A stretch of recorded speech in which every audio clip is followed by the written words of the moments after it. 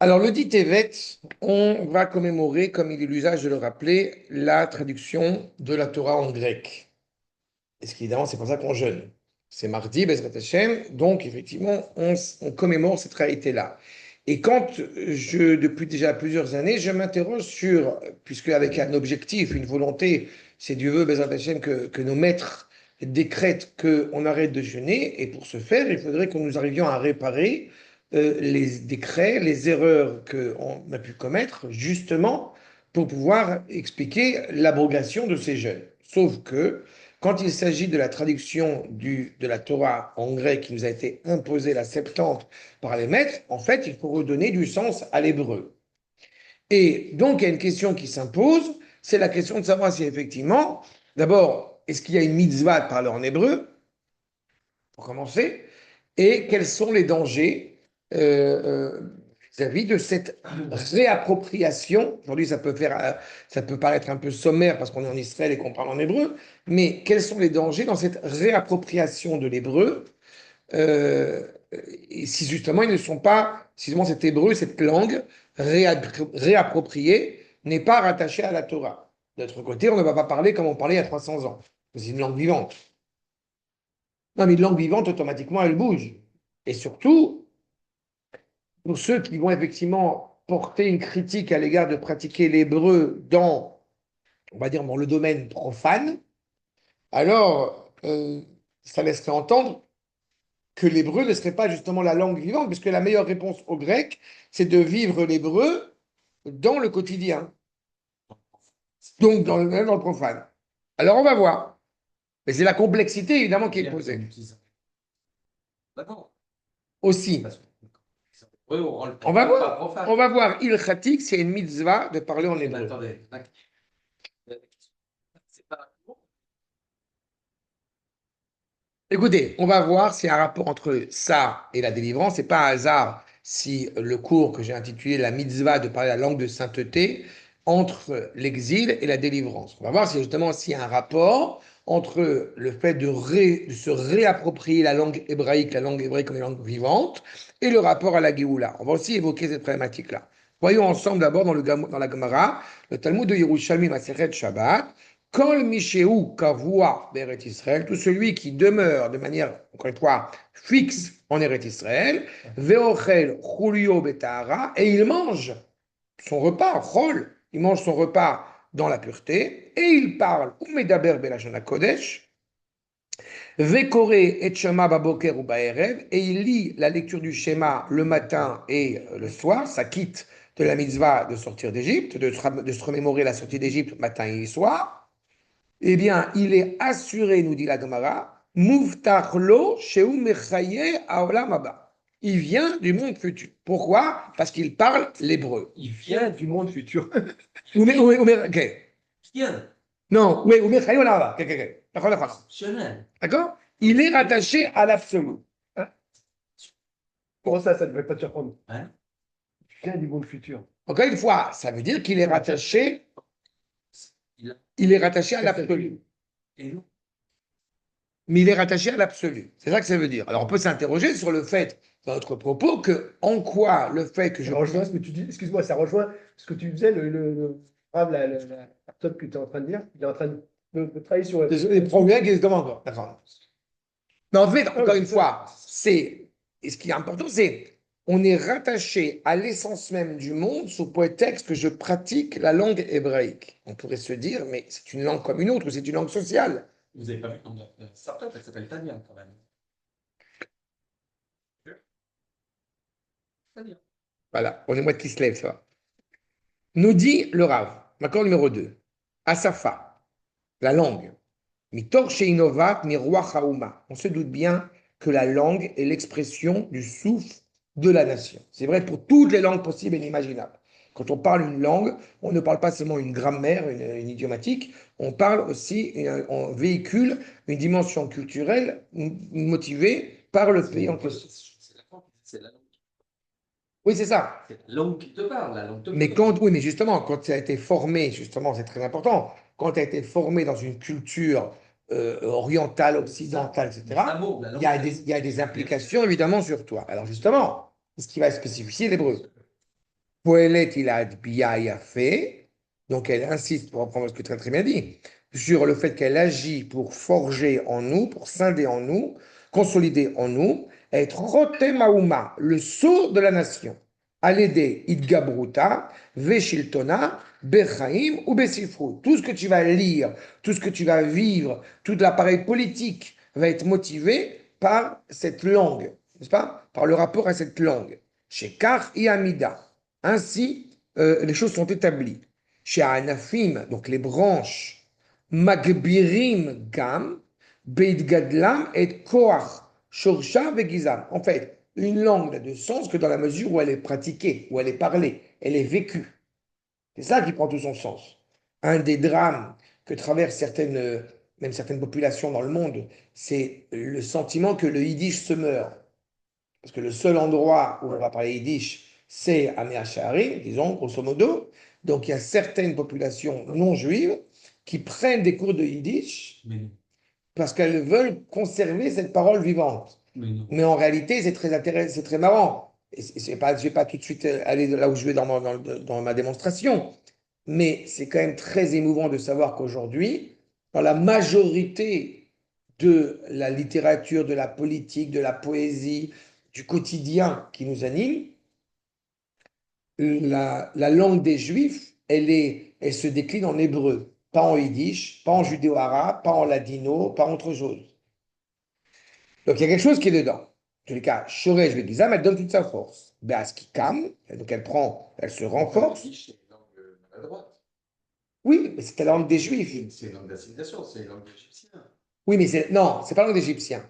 Parce que les langues allemandes. Oui, mais c'est-à-dire que tu es malgré tout, tu es en retrait. Mais ça reste encore une fois, bien sûr, c'est pas la langue vivante. C'est ça, exactement. C'est la langue de l'exil du juif. Oui, mais il est sorti. Un goy ne parle pas yiddish, a priori. Ouais. D'accord? Ah oui, d'accord, je comprends. D'accord, j'ai compris. D'accord? Ok. Sauf qu'effectivement, et c'est pour ça que je dis tout à l'heure par de Géoula, il y a quelque chose de profondément gratifiant quand le peuple juif retrouve sa cohérence parce qu'il a parlé en hébreu. Et on va voir justement ce que ça implique. Est-ce qu'il suffit d'avoir appris la grammaire hébraïque pour dire justement j'ai fait quelque chose d'absolument extraordinaire? On a vu que ce que dit le Yerushalmi, tu parles hébreu, mais tu proclames l'unité de la Kadosh Baruch Hu. Il y a quelque chose ici de très dangereux et de très ambivalent sur lequel on va essayer de réfléchir. Le fait est, c'est que Be'az ki kam oto lif'ol velashpia bahem, chaim velea. C'est-à-dire que, en fait, en parlant l'hébreu, tu vas pouvoir transmettre, en tout cas en parlant la langue du peuple, la langue du pays, tu vas transmettre une parole, une réalité vivante qui va te donner une perspective sur le regard que tu portes sur, encore une fois, chaque élément de la société, chaque élément de ton peuple. Misé, anoudanim, al kol mashurushpa miruach hauma kalit. C'est avec cela qu'on va pouvoir juger de tout ce qui va influencer, encore une fois, eh bien, le souffle de la nation. Chez Kol Mashéou Yoter Mitpachet, plus ça va se développer, ou Yoter Mekim et Isodaouma, Mechazek et Tatsmuta. Nous parlons notre langue. Il y a un détail que j'aime rappeler, c'est la nuit du Seder, sauf nos frères yéménites. Quand on commence, on dit une liturgie qui a été fixée en Babylonie, à l'Achmania qui commence en araméen et qui se termine avec Bene Chorin, Be'ara d'Israël, en hébreu. Pour dire quoi, dira le Rav Nazir, tu es en train de retrouver ta cohérence quand tu commences à te réapproprier ta propre langue. Je suis surpris que tu ne veux pas encore citer Derrida. Non, Mais, je ne l'ai pas cité Derrida, mais c'est. non, parce qu'il y a Derrida sur le, Non, la langue.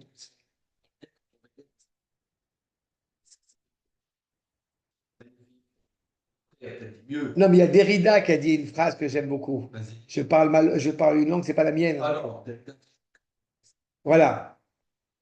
Il y a une prise de compte que c'est pas la sienne. Aïe, aïe, aïe. C'est des gens qui ont des problèmes internes. Tu vois, interne et extérieur. Voilà.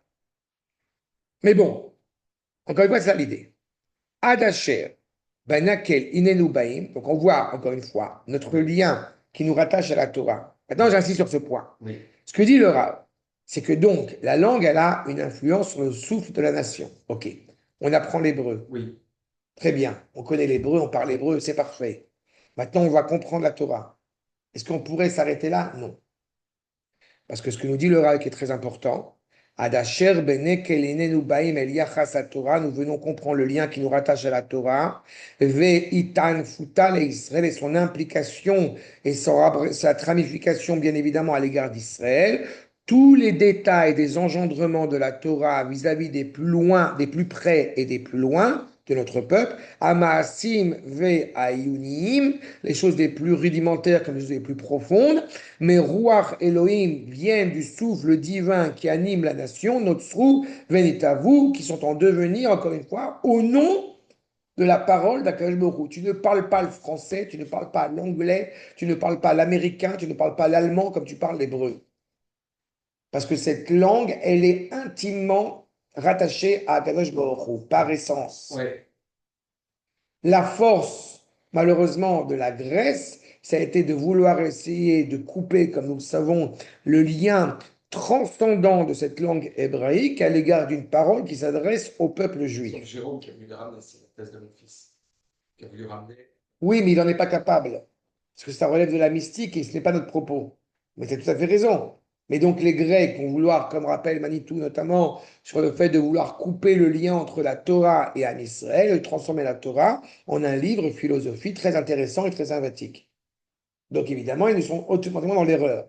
Mais nous, quand nous parlons l'hébreu, ce n'est pas qu'un hébreu social, un hébreu sémantique, c'est un hébreu qui prend conscience que cette parole, elle porte le sceau divin en elle.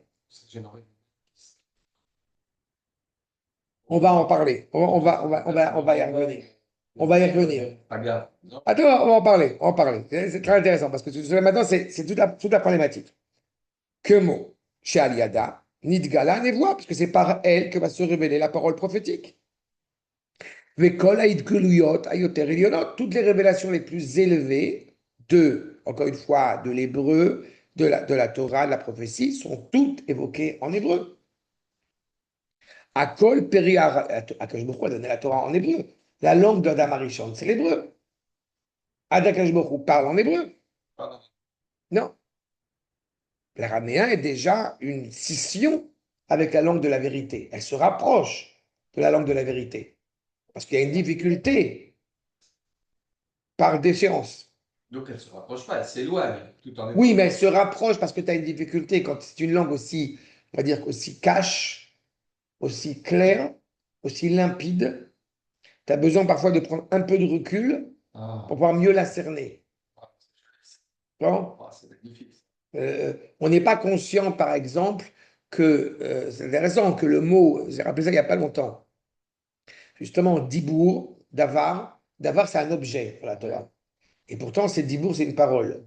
On n'est pas suffisamment conscient que notre parole, Ouais. elle est créatrice. C'est comme Midbar, C'est ça, exactement. le désert, Exactement. le désertique. Exactement. C'est là où il est parlé. Exactement. Et c'est ça la problématique. C'est que parfois, tu as besoin de parler par ce rapport extérieur pour être conscient de ce mot, encore une fois. Ouais. D'être attaché à la racine, encore une fois, à l'hébreu, les shorashim, la racine du mot. Et donc, c'est ça qu'on va nous dire.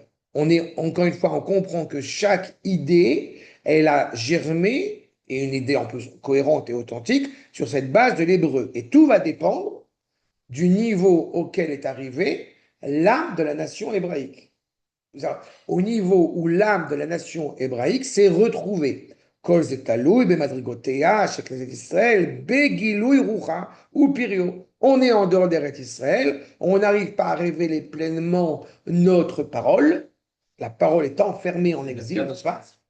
Mais on est en plein dedans. Ah, là-dedans. En plein dedans. T'as compris, toi? C'est de la cabane, t'as pas compris. Mais encore une fois, je sais très bien que la parole, elle est enfermée en exil, cette parole authentique du peuple juif, et quand elle est enfermée en exil, elle ne peut pas se révéler dans sa grandeur. Donc, plus l'âme Israël se retrouve encore une fois, dans son élément, dans son oxygène, plus automatiquement cette parole va pouvoir se révéler et se gratifier. Encore une fois, c'est l'antithèse de la Grèce. La Grèce commence par l'extérieur, c'est Yefet, c'est Yavan, alors que nous commençons exactement par l'intérieur. Et tant qu'on n'est pas chez nous, on ne peut pas révéler ce qui est à l'intérieur. Alken, Imutsa avec Yuma, encore une fois, le sens de son existence. Ra'anunuta, sa vitalité. Veit Gabrut, Aim Shachatraya, Veit Adruta, sa beauté, son émerveillement, son renforcement vital, son élan vital. Tluim, Em, Beisod, Beit Gadlut, Anafea, Ele. Encore une fois, tout va dépendre comment est-ce que nous allons justement cerner cette parole. Mais justement, qu'est-ce qui a fait que nous avons été libérés d'Égypte? Un des éléments essentiels, le Midrash Rabbah, le accord numéro 3, Bijvil Arba Devarim, pour 4 choses. Nigalou Israël Mitzrayim. C'est grâce à 4 choses que le peuple juif a été libéré d'Égypte, comme il est bien connu. Première chose, Sheloshinu et Shmam. On s'appelait Yaakov, on est resté Yaakov, on n'est pas devenu Christophe.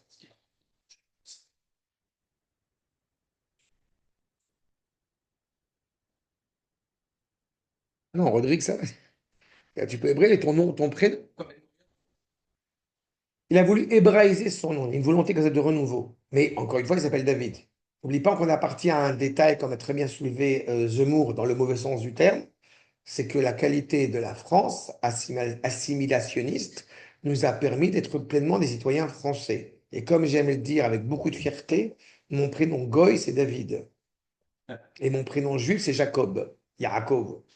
Donc j'ai ce privilège, ce qui n'est pas le cas de tout le monde, d'avoir un prénom Goy juif. D'accord? Je ne m'appelle pas Stanislas Lefort. Ni Arnaud. Non, c'est redoutable. D'accord? C'est le chinois Shema. Mais aussi, Ve'et Leshonam, on a notre propre langue. C'est pour ça que c'est sur le yiddish, il y a quelque chose de, tu vois, de conservé malgré tout. Velo amrou la shonara. Et on appelle la shonara, velo nimsa benehem, echad miem parut berva. Et on n'a pas trouvé aussi de débauche et de dépravation, encore une fois. Mais on voit bien, là, c'est clairement, c'est percutant, le lien essentiel entre le fait de pratiquer notre propre langue et la délivrance du peuple juif. Puisque nous accédons à la délivrance en retrouvant notre essence. Poursuivons, le Midrash, accord numéro 3, le Midrash de Sifri, où la Madetemotam et Benechem et Daberba, c'est dans la lecture du schéma, Mikan Amrou, okay, on va apprendre à nos enfants à parler, chez Tinok Matril et Daber, une des grands désarrois des nouveaux immigrants qui ne comprennent pas pourquoi est-ce que leurs enfants et leurs petits-enfants surtout ne parlent pas le français mais ne parlent que l'hébreu. Voilà. Mikan Amrou, quand le bébé Matril et Daber, quand il commence à parler, Aviv et Daber Imo Lachon HaKodesh. Le père commence à parler avec son fils, la première langue qui doit sortir de la bouche. La première langue qui doit sortir de son fils, c'est la Shon HaKodesh, ou Melamdo Torah. Aval, on parle hébreu. L'hébreu. Donc, je ne dois pas parler français avec mon Tu fils. fais ce que tu veux. Moi, j'ai pas Non, parlé. je peux demander conseil. Moi, je n'ai pas parlé français avec les enfants. Voilà. Fais ce que tu veux. De toute façon, amen. Non, mais l'arabe va remplacer le. Mais mon épouse ne parlant pas le français, aujourd'hui elle parle beaucoup. Aujourd'hui elle parle super bien le français. Mais quand on s'est marié, elle ne parlait pas le français. Maintenant elle parle très bien les français. Mais non, mais blague à part, elle parle super bien le français. Mais mes enfants, à part ça suffit, parce que ça fait beaucoup rire. Ça suffit, c'est pas possible. Voilà, mamie, je t'aime. Voilà, ça c'est les mots les plus importants. Mamie et papi, je t'aime, c'est tout. Je rappelle qu'un de mes enfants, le discours qu'ils ont fait à la bar mitzvah et à la bat mitzvah, alors il y avait écrit en phonétique, j'ai remercié mamie et papi d'être venus à la bar. Et c'est écrit en hébreu, tu sais. Encore une fois, et vous voyez ce que dit le Midrash, et ça Midrash Halakha. Le père enseigne, parle avec ses enfants d'abord en hébreu, et il leur enseigne la Torah. Im en medaber imo lashon kodesh, s'il ne leur parle pas en hébreu, s'il leur parle pas en hébreu, et qu'il leur enseigne pas la Torah, veino melamed Torah, raoui, accroche-toi bien, raoui lo keilu kovro. Mais si tu ne parles pas avec tes enfants, regardez ce quel point, c'est impressionnant ce que dit le Midrash. Si tu ne parles pas avec tes enfants en hébreu et que tu ne leur enseignes pas la Torah, c'est quand tu les avais enterrés. C'est un Midrash dur. Mais c'est le même Midrash qui va nous dire rappeler qu'on est en dehors d'Eretz Israël uniquement pour pas oublier qu'on n'est pas chez nous. C'est la même problématique. Quand tu commences à transformer la bar mitzvah en communion, on sait où ça nous mène. Tandis qu'en Israël, moi, c'est pas une industrie. Oui, mais on est chez nous. Tu es toujours sauvé. Oui, mais tu es toujours sauvable. Tu es toujours sauvable. Et ça, c'est un risque qui n'est pas négligeable. Je peux t'assurer que les gens que je suis à la conversion, justement, étant en Israël, tu respires malgré toi l'air des Soufganiyot et des Osnei Haman et de Purim et de Hanouka et de Pessah et de ne serait-ce que voilà l'ambiance. Bref, donc vous voyez à quel point, encore une fois, ça va même plus loin, parce qu'on a compris que c'est rattaché à la Géoula, c'est rattaché au fait que tu as vie, elle a un sens, tu vis plus longtemps grâce au fait que tu parles hébreu. Soudain, la langue était rattachée au Lamaba, était rattachée au monde futur. C'est ce qu'il a dit, c'est ce qu'il a dit tout à l'heure. Le Rav poursuit dans Oroth Israël, Makor numéro 4, Makor numéro 5, pardon. Arayon Apnimi, ou Yoter, l'idée qui est derrière, qui est essentielle, chez Yachod, les Ruach Haouma, mais à Safa. En fait, le souffle qui va animer la langue a peut-être même plus de poids que la langue elle-même. Parce qu'en réalité, malheureusement, ce qui peut se produire, et ce que tu as soulevé, c'est qu'on peut parler en hébreu, malheureusement, et en réalité, on pense goy. Quand je dis on pense goy, je suis très vaste et très large. Mais ça veut dire que c'est une des problématiques, bien évidemment, qui est bien entendue. Vous nous entendez parler une parole qui est l'animation, qui est la langue de sainteté. Et si j'ai le sentiment qu'en réalité, je vais apprendre une langue étrangère, c'est-à-dire que je ne comprends pas réellement qu'il y a un enseignement profond derrière, qui n'est pas qu'une langue sociale, mais comme je dis, qui est la parole d'Akadosh Baruch Hu qui est derrière. C'est-à-dire,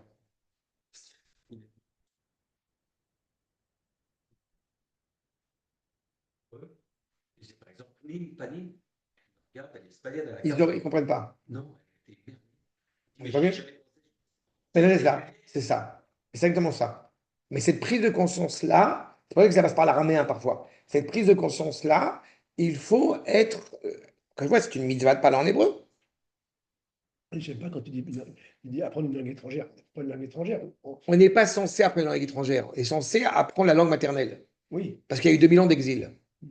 Mais tu te réappropries la langue maternelle. Mais Oui. qu'est-ce qui se passe? J'ai introduit ma question qui va être un petit peu le cœur du problème. Qu'est-ce qui se passe quand je ne suis pas quelqu'un qui est animé par la Torah et que je veux absolument parler l'hébreu? Quel sens je vais donner à l'hébreu? Non, c'est l'hébreu qui va donner ça. C'est le problème.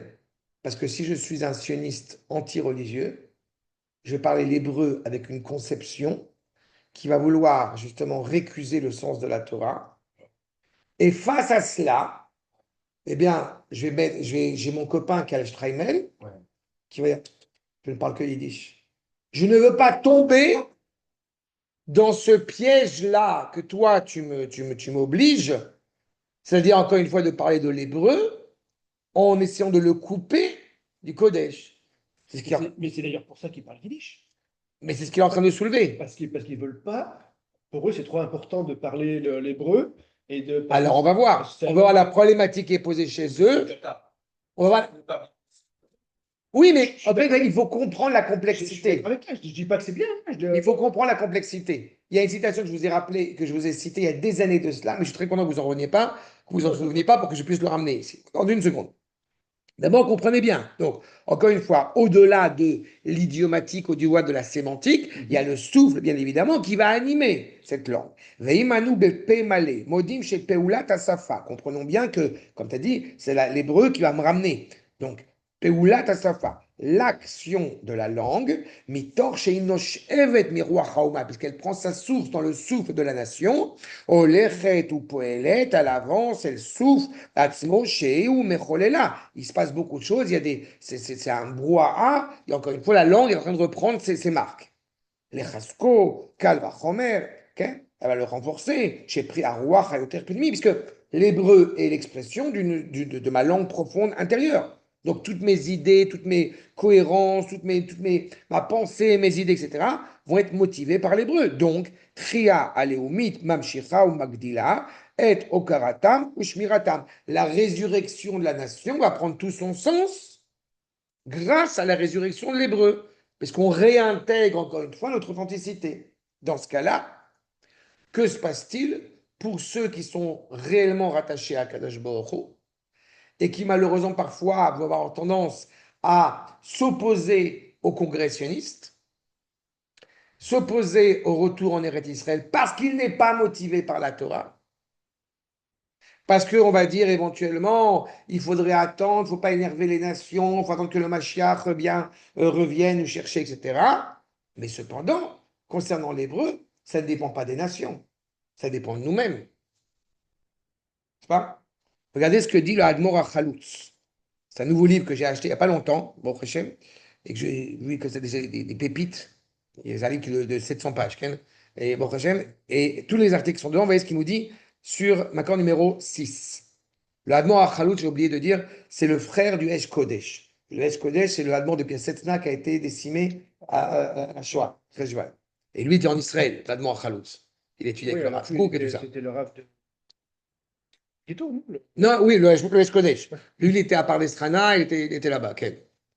Après, chez Kol Itamtsuto, donc, chez Chovevet Tzion, tous ces juifs qui étaient rattachés à Israël, ils ont tout fait pour essayer d'encourager les juifs dits religieux à venir s'installer en Eretz Israël, à renforcer ce lien en Eretz Israël. L'imshor et hayadut acharedit, leishuv haaretz, alta betohu, ça n'a pas marché malheureusement, mais kol hatzaadim she'asa bekivun ze, garmu lo rak arzavot. Ils ont été profondément malheureusement déçus, puisqu'ils n'ont pas réussi à renforcer ces juifs qui étaient très animés par la Torah, de venir s'installer en Eretz Israël. Malgré tout, eh bien, il y avait un souhait d'influencer, qu'on puisse parler en hébreu. Au moins ça va donner un souffle. Qui est un des signes les plus évidents de la résurrection et la délivrance. Les ben chuga yahadut charedit au milieu de différents mouvements. Quand on dit Haredi, je vous rappelle, c'est dati, c'est pas au sens. Im benogia leachriat lashon kodshenu. Si on comprend que, en fait, redonner vie à cette langue d'animée par la sainteté, tout cela a d'avoir talu rak banu be'atzmenu, ça dépend que de nous. Ki karov elecha davar meot, tout ça dépend de toi. Kol Yehudi ben Torah, tout juif qui est rattaché à la Torah, yodea et swat kodshenu. Il connaît la langue, encore une fois, notre propre langue, puisqu'on étudie, on parle de cette langue dans la Torah. Drushara kitamtsut, il est juste important de faire un effort. Pourquoi? Habitue-toi à la parler, pas seulement au sein du Beth Midrash, mais renforce ta présence. On n'attend pas Eliezer ben Yehuda pour nous expliquer, à moi oui, mais un juif qui a grandi dans la Torah, on n'attend pas Eliezer ben Yehuda pour dire il faut parler en hébreu. Oui, ça ne m'étonne pas. Mais néerlandais, Et le grand-père était problématique aussi, ça je ah oui? Bien sûr. Bien sûr. Ah, il en était aussi. Non, mais il était problématique sur d'autres choses, sur d'autres sujets.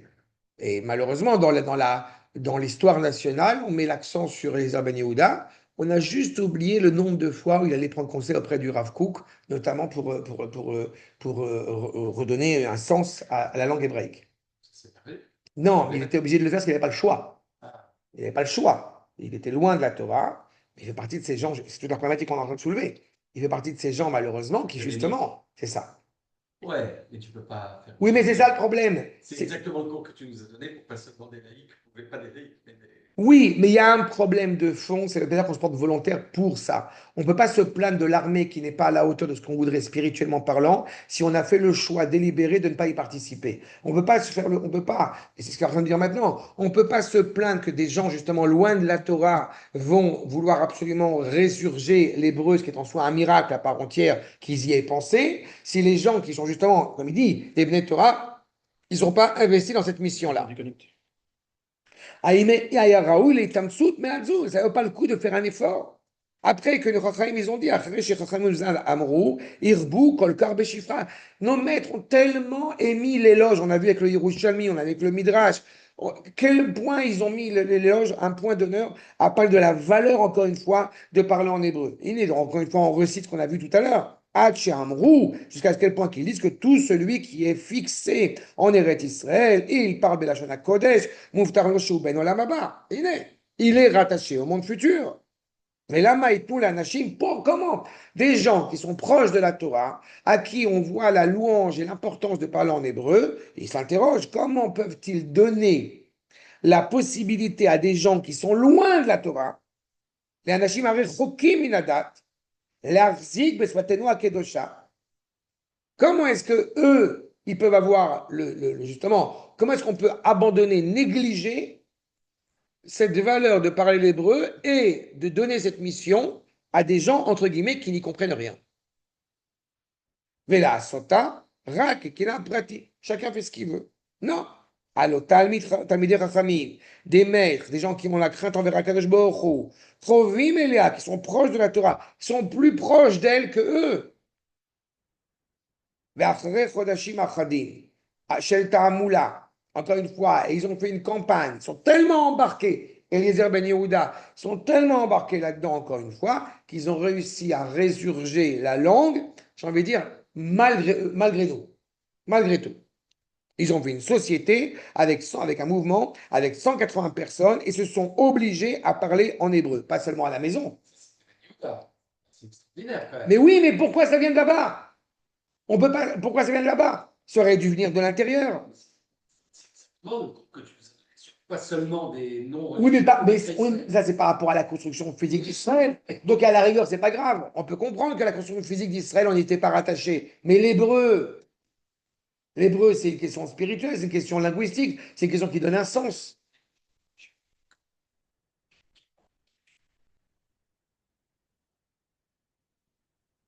Pas l'hébreu. Grâce à Dieu, je le fais, j'espère. Et toi aussi. Oui, mais c'est. Non, mais oui, mais c'est pas. Oui, mais c'est pas une volonté de ta part. C'est ça que je veux te dire. Tu vois? Il y a pas, il y a, tu, au contraire, tu es, Je fais pas ça par les faits, c'est pas un choix. tu vois, En même temps, et tu vis ailleurs en partie. là, ce qu'il parle maintenant, ce qui est tout à fait juste, c'est que malheureusement, il n'y a pas suffisamment de gens admiratifs de vouloir parler l'hébreu, de vouloir apprendre l'hébreu, de vouloir le manier avec aisance et avec encore une fois, de manière cohérente. Bien sûr, bien sûr. Mais c'est pour ça que je te dis qu'il est encore plus cohérent pour un juif qui est rattaché à la Torah. À l'arrière, construire, c'est compliqué parce que la guide, on est spirituel, on n'est pas OK. Mais le rapport à la langue, il est. Toutes les langues, tu as C'est le fait dorsal, le signifiant et le signifié. Dans l'hébreu. Non, juste c'est la langue de la vérité. Presque. Non, tu as raison. Mais ce qu'il est en train de dire, ils ont pris sur eux de mettre en place une réalité, c'est ce qu'il nous dit, chez Kiblou alatzmam et daber rak belashon hakodesh, babayt ou bachutz, beyeshivot ou babetek nesiot. הדיבור בלשון הקודש הוא דבר גדול ואין כלל לדרוש להימנע מלדבר בלשון הקודש. On est d'accord, on est tous d'accord. Dire on ne peut pas empêcher quelqu'un, encore une fois, de faire ce qu'il y a de plus extraordinaire du point de vue d'Akash Borou, à savoir parler en hébreu. Donc comment vous ne vous encouragez pas à parler en hébreu? Je répète, parce que malheureusement, il y a un risque. Mais un risque de quoi? Un risque de transformer, entre guillemets, un risque de profaner l'hébreu. Tu as parlé l'hébreu, mais tu... T'en servir pour autre chose que pour la Torah. Sauf que, voilà, justement, mais c'est le danger. C'est le danger qui est apparent.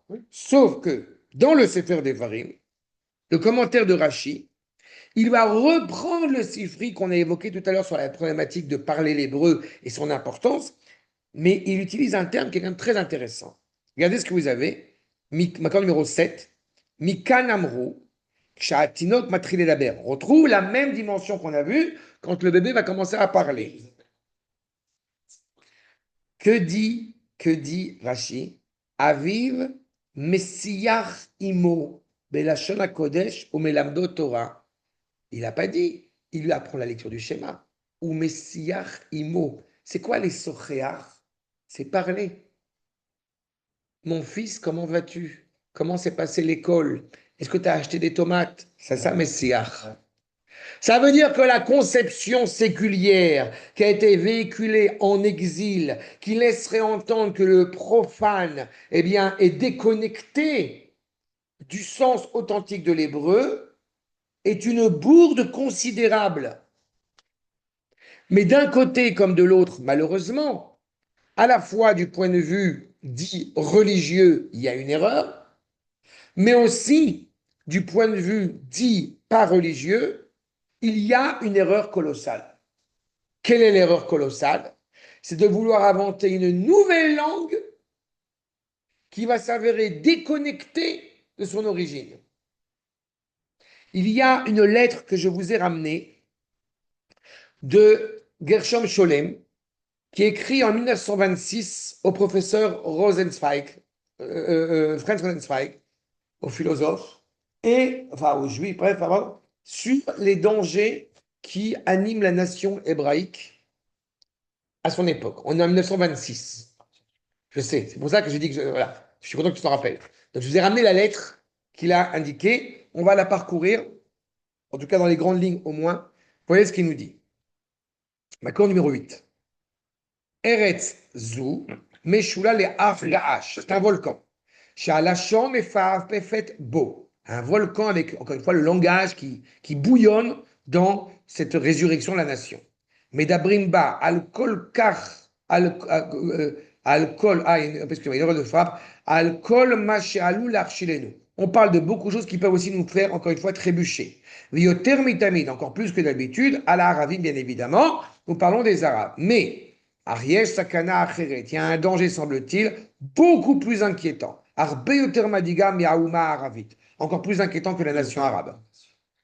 Veitotsa Echechit, qui est la résultante inévitable chez la Mif'al Tzioni, de ce que fait le mouvement sioniste.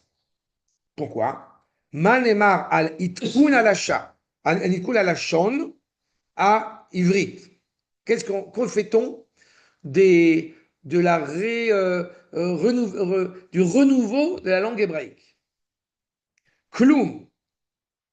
En lashon kedosha zu shava anu mazinim et yeldenu. Cette langue que nous faisons entendre à nos enfants, il n'y a pas, encore une fois, d'espace plus inquiétant, plus grand, et qui va nous exploser entre les mains, j'ai envie de dire.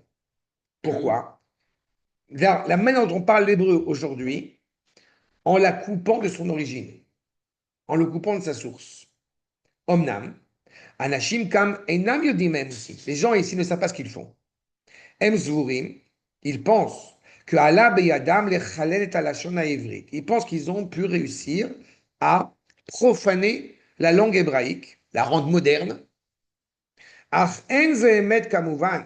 Mais il est clair que c'est absolument faux. Ce processus même de parler de profanation, de rendre moderne, de rendre profane la langue, eino elatsurat bitouy. C'est une façon de s'exprimer. Pourquoi? Parce que tu ne peux pas couper la langue de son origine. Et en ce qui nous concerne, c'est encore plus dramatique. Parce que tu ne peux pas, je vous dis un peu à l'oral, tu ne peux pas, mais si tu le veux irrémédiablement, tu ne peux pas couper la langue hébraïque d'Akadosh Baruch. Mais c'est ce qu'ils essayent de faire. N'oublie pas à quelle période on parle. Miteva lashon, hier char les roquets, mitochen, mitochnan et amilim ateunot mashmaout. Il n'est pas connu comme étant Mais lui, il est proche de la Torah. Il a fait tchouva. Hachem.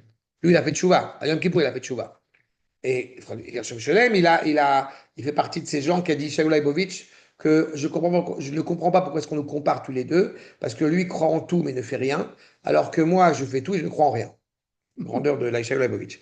Mais ce qu'il dit, c'est fondamental. C'est-à-dire qu'il y a une révolte qui va s'opérer à un moment donné. La seule manière pour nous d'essayer de couper l'hébreu à son origine, c'est de sacrifier la langue.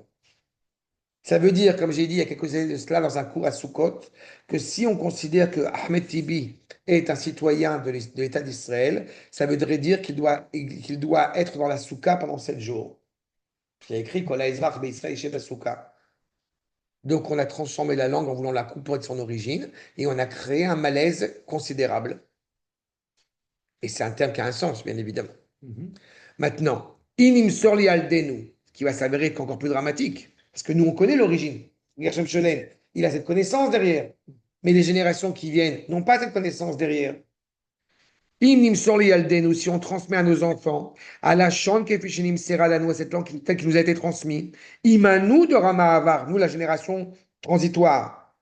Nechayel et Ma'anam et Alachan Asfarim, si on leur donne sens, la langue de ces vieux livres, Almanach Yashuvu, afin qu'ils reviennent, Veigalu Lahem et Mashmaouta, il y a un danger plus grand qui va se produire.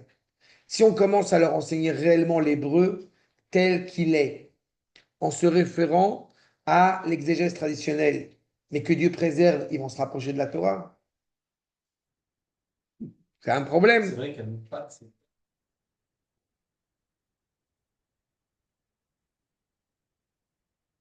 Problème. On n'évoque pas l'origine, mais c'est un drame. C'est un drame considérable. Kloum lo nistaken bechar sheyom echad. Encore une fois, c'est ça. On n'est pas certain qu'un jour, tifne atzmuta adatit shelashon zu. Encore une fois, on n'est pas certain que si jamais on essayait donc réellement de se rattacher au livre, eh bien, on n'est pas certain qu'avec une grande violence, la parole religieuse va réclamer ses droits, si je puis dire. Be'alimut et dovrea.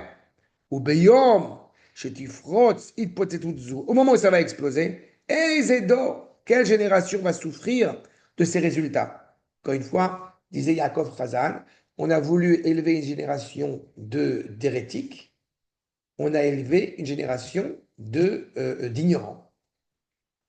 On n'est plus une réalité aujourd'hui où les Juifs sont contre la Torah. Ils ne la connaissent pas. C'est ça. Il peut être contre quelque chose qu'ils ne connaissent pas. Et il la révolte par rapport à des présupposés et des idées préconçues qui sont totalement abjectes. Et encore une fois, ils se sont formatés sur un hébreu qu'ils conçoivent. Et pas que avec kippa, pas que sans kippa, hein, avec kippa aussi, rassurez-vous.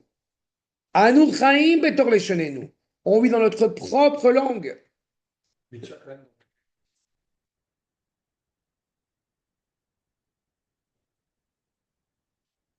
Mais t'as le top du top, c'est pas eux, c'est Yoram Gaon. Yoram Gaon, il a un hébreu extraordinaire. Et il a un rapport. Oui, mais parce que ça aussi, c'est un renouveau. Adam. Mais c'est un renouveau. Mais c'est un renouveau. Tous ces gens que tu as évoqués, ils ont disparu de l'histoire. Ils ont disparu de l'histoire. Meir Ariel. Mais c'est quelqu'un qui étudie la Torah toutes les semaines. Mais oui. Et son fils a fait tchouva, il raconte, il parle de son père avec dévotion par rapport à ça. Mais on ne le dit pas à voix haute. Je te rappelle que des gens de cette génération-là, comme Ephraim Kishon, comme Noami Shemer, ils ont été excommuniés de la communion gauchiste israélienne. Pourquoi? Parce que Naomi Shemer a eu le culot de dire qu'elle se retrouve beaucoup plus dans les idées du Rav Tzvi Yehuda. Mais elle a fait tchouva. Mais non. Et Biatar Banaï, mais c'est pareil. C'est la même ambiance. C'est des gens. Et tu ne seras pas étonné que ce soit des séfarades, entre parenthèses. C'est pas étonnant non plus. Parce qu'il y a un rapport. Je n'écoute pas, parce que c'est une femme, mais elle a un rapport à la tradition qui est tout à fait légitime. Et encore une fois, ça montre bien ce qu'on est en train de dire. C'est-à-dire que là, justement, il y a un vrai engouement à l'égard, justement, de l'hébreu, dans son sens le plus optimal. Cette langue ancienne qui, en vérité, ne cesse de vouloir être vivant, c'est pas grave d'inventer des nouveaux mots. C'est pas ça le plus dramatique. Ce qui est dramatique, c'est que l'hébreu, avec des mots qui ont un sens bien précis, on a chamboulé le sens. Et quelque part, on a souillé ce sens. Et on a voulu se révolter contre le fait même que l'hébreu est d'abord et avant tout la Lachon à Kodesh, une langue d'expression de sainteté. Voilà. Donc le danger, il est là, en D'accord. 1926. Oui. Ok. Parce qu'aujourd'hui, il faut traiter tous les sujets Nahon, d'Eretz Israël, Nahon. l'high-tech, etc. Et alors Donc, tu es bien obligé d'inventer des mots. Oui. Mais c'est pas grave d'inventer des mots. C'est pas grave d'inventer des mots. Il y a des mots modernes et des mots nouveaux qu'on doit inventer, c'est très bien. Mais le mot qui est rattaché la substance, la quintessence de la langue, elle doit être rattachée à ce qui anime cette langue. Il y a quelque chose il m'est arrivé souvent de rappeler. Tu as 15 mots en esquimau pour parler de la glace. D'accord? Pourquoi? Parce que ce qui est essentiel chez les nordistes, c'est la glace. Quand on parle en hébreu, la quintessence, la substance, la moelle de l'hébreu, c'est Hachem Barach. Non, c'est le Kodesh. Donc quand tu vas parler de high-tech, c'est pas grave que tu utilises un terme nouveau. On s'en fout, c'est très bien. Ce qui est problématique, c'est quand tu as transformé, quand tu as oublié que la raison pour laquelle le verbe être au présent n'existe pas, c'est parce que c'est lui seul qui est de manière inconditionnelle. C'est ça toute la problématique. Regardez ce qu'on saute quelques passages. Amilim ivriot, les mots hébreux, kol ele, sheinan chidushi, tu vois, qui ne sont pas des renouvelés, qui ne sont pas des renouveaux. Kol ele, chez Ush Alou, qui ont été pris, mais Otsar leshonenu atika ve'atova, qui ont été pris dans justement le trésor de notre langue vieille et bonne. Amusot ad epes makom bemashmaut, sont remplis de sens, encore une fois. L'hébreu est une langue très, très riche. Comme j'ai coutume à chaque fois de le dire, le français est riche pour beaucoup de choses, mais tout ce qui concerne le Kodesh, le français est très pauvre. Et l'anglais pareil, et l'allemand pareil, et le russe pareil. Il y a une précision, c'est la langue de la vérité. Chaque mot a un sens bien précis. Mais c'est pour ça que la Torah a été traduite en grec. C'est pour ça que la Torah a été traduite en grec. Mais elle est précise pour penser. Alors que l'hébreu n'est pas une langue uniquement pour penser. C'est la langue de la vie. Abraham parle. Justement, la grandeur de l'hébreu, c'est qu'on va acheter ses tomates en hébreu. Ce que n'ont pas compris les religieux, si je puis dire, et ce que n'ont pas compris les non-religieux. C'est clair cette distinction? Les deux sont fautifs de la Exactement. Mais les non-religieux sont presque plus fautifs. Ils ne savent pas. Oui, mais ils ne savent pas. Ça nous d'apprendre, mais de comprendre. Encore une fois, notre génération doit comprendre la valeur de cette parole, je répète, je le dis à l'oral, qui est rattachée à Kadosh Baruch Hu. Et ce qu'il annonce, qui est absolument fantastique, il dit, les quelques lignes après, que Elohim Atzmo lo ishtok. Ne croyez pas que Kadosh Baruch Hu va se taire pour l'éternité. Il va, marad mered bilti nimna zeshel safa, cette révolution de la langue qui est irrémédiable, chez Devar Elohim Yashuv et Ishama ba. Akash Bokhu va de nouveau, entre guillemets, réentendre le son de sa voix. Ou un Yachi, c'est lui le seul sujet qu'on ne parle pas suffisamment dans notre terre. De pouvoir penser qu'on va parler de la terre d'Israël sans parler d'Akadosh Baruch Hu. De croire qu'on va parler de l'hébreu sans parler d'Akadosh Baruch Hu. Vous savez qu'un détail qui m'a toujours scandalisé, c'est quand le pape, Marchemo Bezichro, arrive en Israël, le journaliste israélien rappelle que le pape arrive où? Be'eretz HaKodesh. Et toi, tu vis où, espèce d'abruti? Si lui, il vient dans Eretz HaKodesh, toi, tu vis où? Non, je vis dans l'État d'Israël. C'est exactement relié attaché à ça. Oui, bien sûr. Ils se sont, il faut pas oublier qu'il y a 30 ans en Israël, Il est sorti du. je suis monté en Israël, le journaliste disait aux journaux du jeudi soir, Shabbat Shalom. Le journaliste d'aujourd'hui, sauf Shavuot. Ouais.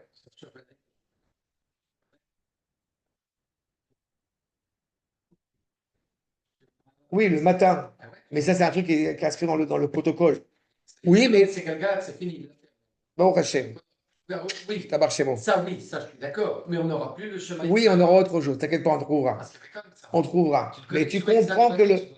Oui, mais tu comprends que le changement. Tu comprends que le changement linguistique de dire Shabbat Shalom qui passe à Sof Shavuanaïm, tu comprends que c'est un problème. Moi, je dis à tout Shabbat Shalom, comme on dit. Donc, c'est Comment dire on dit Shabbat Shalom. Il y a une conception derrière cela, une conception culturelle qui, encore une fois, veut essayer de remettre en cause, encore une fois, cette réalité. Ah, ça, je ne dis pas Sof, je dis Shabbat Shalom. Nous dit le Rama, accord numéro 9, à Botaï, Nire le dagdek, ou de asur likrot besichot chulin. A priori, on pourrait croire, donc du coup, c'est ce que dit la halakha, mais c'est intéressant. Quand est-ce qu'on a le droit de parler des sichot chulin? Besifurim milchamot, beshabbat. Aïn davka, im ktuvim belachon de la vodazara. C'est-à-dire qu'il y a même, je connais des gens qui sont très pointilleux, que le Shabbat, eh bien, ils ne parlent que l'hébreu. Parce qu'ils suivent à la lettre ce qui est écrit ici. D'accord? Parce que, donc, encore une fois, ça renforce cette idée que, alors que c'est Sirat Choulin, non, le Shabbat, même Sirat Choulin, c'est pas Sirat Choulin. Parce que tu parles justement en hébreu. Aval Belashon HaKodesh, on peut lire. Tu peux lire des histoires, tu peux lire Astérix, entre guillemets, en hébreu, Shabbat, mais pas en français.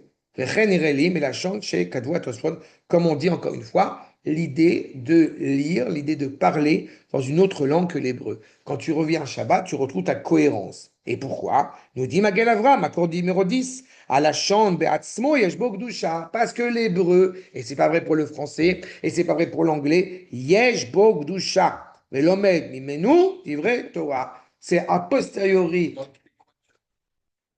Non. Ah, Oui, j'ai entendu québécois, mais non. tu sens pas la doucha, Non, intelligence, quoi. Révélation. tabernacle. Je sais pas.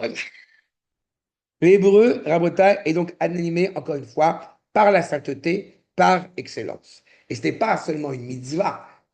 La question qui nous demande aussi, c'est une mitzvah des rabbins ou des oraïta. Il s'avère que c'est une mitzvah de la Torah elle-même. On a une mitzvah de parler en hébreu. Ça continue dans la même cohérence. À mes yeux, c'est, je pense, un des éléments essentiels pour pleinement réparer ce décret du Tanakh traduit en grec, de la Torah traduite en grec. Attention.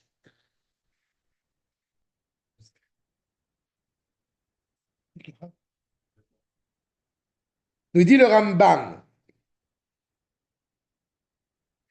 nous dit le Rambam, avec Zahir ben mitzvah kala ke mitzvah chamura, soit pointilleux sur les mitzvot dites simples, comme les mitzvot les plus ardues, les plus complexes. Parce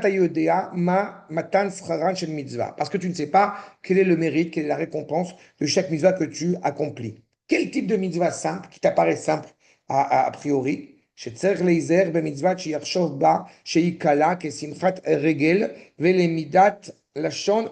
Oh, donc de là, on sort du Rambam, que oui, même si la mitzvah est appareil simple, c'est-à-dire parler en hébreu, eh ben, il s'avère que c'est une mitzvah qui a une grande importance. De Horaïta, de la Torah elle-même. Donc on peut pas l'ignorer. Arshab, le Rav Moshe Feinstein, qui est un Rav en Amérique,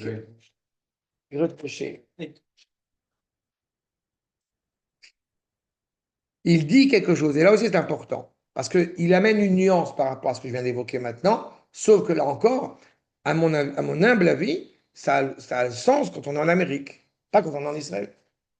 Il dit clairement, chez Hashu Mitzvah, donc c'est clairement une mitzvah de parler Belashon HaKodesh, comme cela est inscrit dans le Sifri et comme on a vu avec le Rambam, Michol Makom Eino Issur. Mais malgré tout, ce n'est pas interdit de parler dans une autre langue. Et à Kol Israël, Medabrim Belashon Chol, Shel Haumot, Mizman, Shegalinu, comme on a parlé dans une autre langue quand on était en exil. Donc, ce n'est pas interdit de parler dans une autre langue. Sauf que, non, c'est vrai. Oui, mais justement, exactement. Non, mais il a raison quand il parle en Amérique. Ce qui est problématique, c'est pas ce qu'il dit ça quand on est en Amérique, c'est un grand post-texte, c'est un grand mais ce qui est problématique, c'est si moi je me sers de ce postulat-là pour dire en Israël, c'est comme en Amérique. Et certains le pensent. Mais pour moi, ça me paraît un problème. Il parle aux Juifs. Oui, c'est ça. Il parle pas aux Juifs. Non, d'après que non. En tout cas, c'est comme ça que je le comprends. Donc il amène une nuance malgré tout, en disant ça a une grande valeur de parler en hébreu, mais c'est pas interdit de parler dans une autre langue. Encore une fois, ça laisse entendre de toute façon que la valeur, encore une fois, de l'hébreu est essentielle.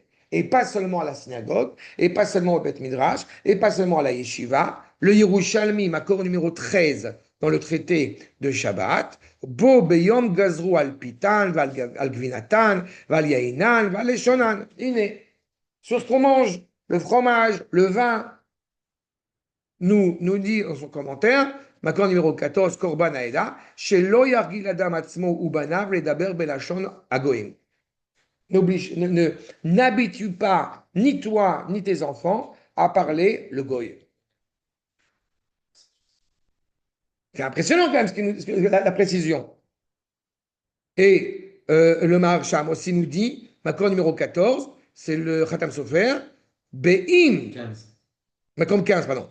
Be'im shinta et shema, ve'itziga oto bekinui kefi shikorim hagoyim. Si tu as changé ton nom et que tu t'es appelé comme ce que les goyim ont l'habitude eh bien, de laisser entendre, areyesh beze fuka ou mirchol, t'es sorti, comme si que Dieu préserve, tu étais sorti du peuple, ou mirchol, et c'est un obstacle, liot bichlal me agve geoula. Et à cause de cela, eh bien, tu attardes, semble-t-il, la délivrance. Pas mal, non? Le marchand. C'est bien. Donc, c'est important de parler en latin. Du Mais coup. qu'est-ce qu'on fait? Non, mais Rodrigue, c'est pas... Non, c'est le prénom qu'on parle, c'est pas le nom de famille. Non, mais le nom de famille, c'est pas le problème. C'est le prénom. Non, non, pas que. Non, non. Oui, mais justement, non, non, non. Avant, C'est pas un nom de gens convertis. pas converti. Voilà. Mais, C'était l'autre. mais on a tous notre nom. Oui. Non, mais là, c'est moins grave. Donc peut-être. Non, Ils ont plus produit. non, le plus important, c'est le prénom. C'est le prénom qui est problématique. Le nom de famille. Eh ben, c'est très bien. David, c'est très bien. Mais c'est C'est bien. Non, le prénom à la base, mais encore une fois, c'est quelque chose aussi qui est au-delà de la langue, c'est l'essence qu'on donne derrière. Les gens ils sont habitués à t'appeler Arnaud, je ne vais pas te dire de changer, mais ce qui se cache derrière, encore une fois, c'est ce rapport à l'hébreu et c'est cette notion de langue.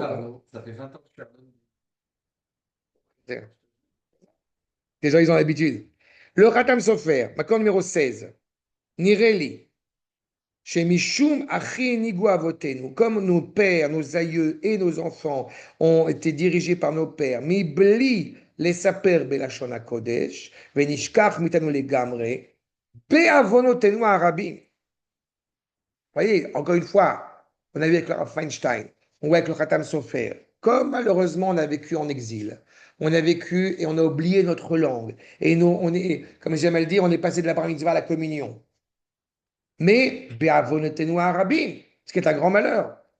Mishum Shegalou les Bavel, Shaita Mela Gilgulim. Encore une fois, malheureusement, la présence idolâtrie qui était autour de nous a empêché d'utiliser l'hébreu. Mais donc, on revient en Israël, on retrouve notre cohérence. C'est la grande fierté. Disait Manitou, il a étudié la Torah en arabe, il l'a enseigné en français, et ses petits-enfants l'enseignent en hébreu. C'est exactement ça. Regardez, accord numéro 16, le Torah Tmima. Et c'est là où effectivement la nuance est essentielle entre en dehors d'Eretz Israël et en Eretz Israël. Des En Mitzvazou, Rak Eretz Israël. En Eretz Israël, Shrouin alad matin, tu retrouves ta grandeur. Donc tu parles en hébreu. La grandeur pour un juif qui vient s'installer en Eretz Israël, c'est de retrouver sa langue. Et que si il voit comme un idéal cette idée d'habiter dans une ville, par exemple, où ce serait quand même beaucoup plus facile de parler que en français, ou que en anglais, ou que en russe, bah, il en porte-à-faux vis-à-vis de ce qu'on est en train de soulever ici. Qu'il est ou qu'il n'est pas de Kippa, d'ailleurs. Tu penses à quelle ville en particulier? Donc, comme j'aime à le dire, pour mes parents qui sont retraités, c'est légitime. Mais quand je pense à des jeunes que ça fait 10, 20 ans, 30 ans qu'ils sont en Israël, ils ne comprennent pas cette valeur, encore une fois, de parler notre langue. Et on y a envie d'y participer. On a envie de la parler parce que c'est notre langue. Nous dit le Rabbi Nathan Eifshitz, accord numéro 18. N'oublions pas un détail essentiel. Lashon HaKodesh ou Etz Chaim. C'est l'art de la vie, c'est la Torah. Mimakom Kodesh Yavo. C'est de là qu'il vient, de l'endroit animé par la sainteté, à la Shona Meyuchad, l'Eret Israël. Tu veux parler français quand tu es en France, tu veux parler en anglais quand tu es en Angleterre. Et si je parle en français présentement, c'est dans une dimension sociale. Mais, et on le sait très bien, c'est pour ça que je ramène les sources en hébreu. Si je devais ratifier mon propos, c'est que je pense en hébreu. Je réfléchis dans une conception en Je hébreu. me souviens de Bah, au Hachem. Christian. D'accord? Mais c'est ça. À la Shona Miyuchad Eretz Israël. La Shona Kodesh, Eretz Kodesh. Tu es sur la terre où est animée la sainteté. Automatiquement, tu souhaites parler la langue de sainteté. Rabotai, trois dernières sources rapidement du Rav Kook. Macron numéro 19 dans Oroth Israël. Kol Lashon Novea Me'ashkafa Miyuchedet Ala Metziut. On aura compris en réalité que notre culture, notre manière d'aborder, eh bien, notre perspective sur le monde prend une autre dimension quand on se réapproprie la conception israélienne au sens noble du terme, au sens de l'hébreu. Asafa tiye broura. La langue sera claire, éclaircie. Beotamida sheikre golam b'shem Hashem. Tu parles en hébreu, tu es déjà en mesure de parler la langue d'Akadosh Baruch Hu. Tu as déjà cette évolution-là. Mais il ne suffit pas, comme on l'a vu tout au départ, de parler seulement linguistiquement. Il faut réfléchir comment est-ce que l'hébreu, comment est-ce que la parole prophétique fonctionne. Vous voyez, Macron numéro 10, 20, l'igrot, Afalpi, chez Raboul et Tsaharenu, Ishtamshim Baem, chez Lokeogen. Et on prend le risque que l'hébreu. On prend le risque que la langue, elle n'a pas été encadrée par des gens qui étaient habilités à. Mais on a, oui, confiance, pour reprendre cette très belle expression tout à l'heure, sur le fait que l'hébreu nous influence aussi. On est sauvé, entre guillemets, tant qu'on parle hébreu. On est sauvable. Comme on est sauvable tant qu'on est en Israël. Mais à un moment donné, pour mieux comprendre les choses, il implique, encore une fois, de l'encadrer dans la valeur de cette nation, dans la valeur de cette terre. Et donc, qu'est-ce qui nous importe? Eh bien, de renforcer la valeur de cette langue et son sens cohérent. Et c'est ce qui se passe. Plus nous allons inscrire, insuffler cette langue dans la poésie, dans la littérature, dans la chanson. Mes parents m'ont demandé il n'y a pas longtemps, est-ce que je connais Yoram Gaon? Et j'ai dit, mais ça me fait rire que tu me poses la question, parce que Yoram Gaon, c'est Charles Aznavour, l'Avdil. Non, mais c'est le chanteur national en Israël. Donc il y a une valeur essentielle à lui, et il a un hébreu extraordinaire. David Dor aussi. Lui aussi, il a une volonté de retrouver une cohérence, encore une fois, sur authenticité. Je termine avec les propos du Rav dans Rotat Tshuva, accord numéro 21. Omnam, au plus profondeur de la vie, mitnotsetz kechol rega, or chadash, une lumière intense, supérieure, se met en place, keshem she or shotev chadash, oler bechol haolamot umeluim lechotsham. On a une langue qui, encore une fois, une valeur culturelle qui se propage, qui se développe de plus en plus. Comme on parle de la teshuva, dans tous les relents de la vie, dans tous les relents de notre identité, dans nos actions, dans notre pensée, dans nos actes, dans la politique, dans la culture, dans la biologie, etc., eh bien, le Rav insiste pour que réellement la nation retrouve sa restauration authentique. Vous voyez ce qui est en gras en bas. Tichiyat auma ve'aretz asafa ve'asifrut. La terre retrouve sa cohésion quand la langue, elle aussi, reprend son sens cohérent. Tout cela, tout cela vient de la volonté sincère de se rapprocher d'Akadosh Baruch Hu.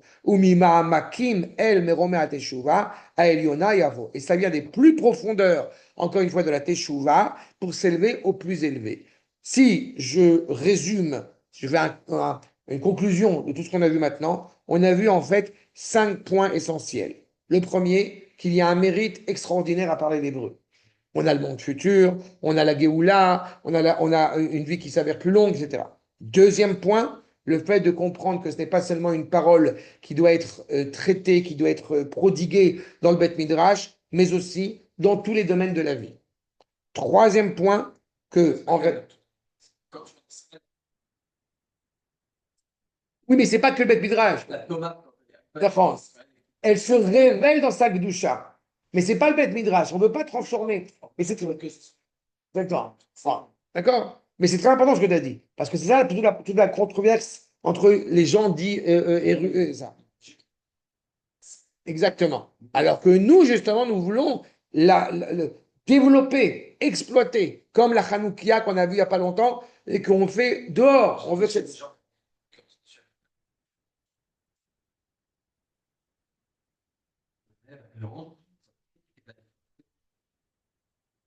C'est l'hébreu, hein, mais dit en français. Ouais, c'est un problème. Avec l'ordre de l'autre côté. Hein. Ouais. D'accord? Troisième point, la question évidemment, comme on a dit, de la teshuva, est-ce que, de la mitzvah, La parole, c'est mieux.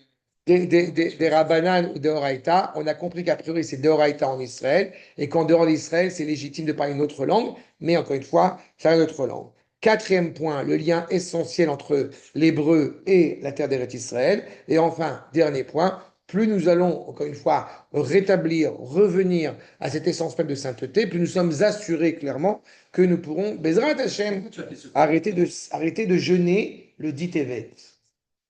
Distevet. Pourquoi tu as à cause du quel lien le Distevet et la Ce que j'explique au tout début déjà. Je vais reprendre. C'est bien. La traduction. On a dit la traduction de la Torah en grec, la traduction à 711. D'accord? C'est retrouver notre cohésion vis-à-vis du Tana. Mais c'est ça l'idée, en fait, que tu saches au moins pourquoi on fait ça. C'est ça. C'est rattacher encore une fois le Tanakh. Vous savez, j'ai ramené ça dans plein d'interventions que j'ai eues, où j'ai rappelé qu'au lycée, quelqu'un m'a dit le Tanakh existe aussi en hébreu. Ça montre bien la stupidité, malheureusement, mais ça montre bien la problématique. Non seulement le Tanakh doit retrouver ses lettres de noblesse en étant en hébreu, mais en étant compris d'abord et exclusivement en hébreu, et c'est de l'hébreu qu'il peut se produire et se prodiguer, encore une fois, ailleurs. C'est ça? Atkan, c'est clair? C'est beau. Shalom, shalom. Juste une question. Avec Non, non, plaisir. non. Ce que tu as dit, ça s'applique aussi au calendrier, le calendrier hébraïque et le loisir. Moi, je ne sais Est-ce qu'il y a pas, une je mitzvah spécifique n'utilise que le des calendrier calendriers, chrétien, comme tu le sais, donc je n'ai pas. Voilà. Pardon? Comme j'utilise que le calendrier chrétien, comme tu le sais, donc effectivement, je reste dans ma cohérence. Non, mais la question, c'est est-ce qu'il y a une mitzvah spécifique, de même qu'il y a pour l'hébreu, Évidemment. dit qu'il y avait une mitzvah T'as compris braïta. que je plaisantais. Évidemment. Ouais. Il y a une mitzvah, bien évidemment, d'utiliser que la date hébraïque. Tu peux éventuellement utiliser la date non À juive, l'étranger. mais en précisant les minyanam, de leur ère à eux. Oui, bien sûr, oui, d'accord. D'accord? Ceci étant dit, il est évident que ces dernières semaines, j'ai pu manger des huîtres avec de la dinde et la bûche avec mon épouse. Elle était très contente. Voilà, tu as Très compris bien. évidemment à quoi je fais référence. Et c'est évidemment un scandale, puisque ça a toujours été l'occasion pour les goïms en plus de nous massacrer. Mais malheureusement, voilà, j'essaye au fur et à mesure d'essayer de rétablir à ceux qui sont prêts à entendre ce genre de propos. Votre vie est semée d'embûches. Voilà. Stan a dit de Vos pour aller se rhabiller. Notre vie est semée de bûches, d'embûches, de bûches. Sarot Tovot, Tzom No'il, Bezrat Hashem, et Shalom Allez, Etam. Shabbat. Bye, Elia. Toda Rabba. Bye, les gars.